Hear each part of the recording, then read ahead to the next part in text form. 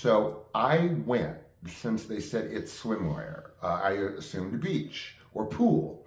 So I went in those OP shorts, which are kind of, shorter than board shorts or Bermuda shorts, and a t-shirt. I was always comfortable, but the t-shirt was a little form-fitting, so I didn't look like I was floating in this, friggin', the tent man. Okay, so I get there, and I walk in my OP shorts and my t-shirt, and all the guys are dressed. They're all dressed. They're like in jeans and like, pullovers, like this, type, whatever.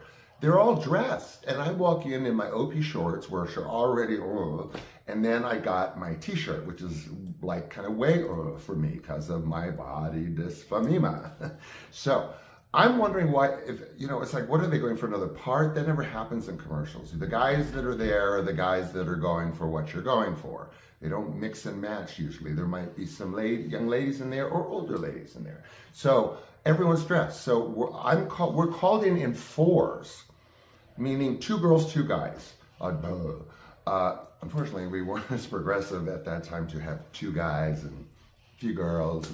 Anyway, so we go in pairs, in 4.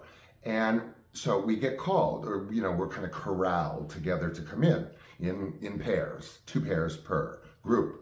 And we get in, and there's, it was like, almost like so dramatic. I don't really remember it too well, but I do, unfortunately.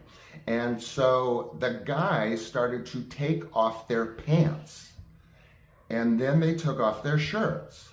And the girls took off their t-shirt, and then they took off their skirts or whatever. And guess what? Everyone was in swimwear, except the guys were expected to be in kind of Speedo-y, or anything from a dolphin short to a Speedo, like modeling stuff.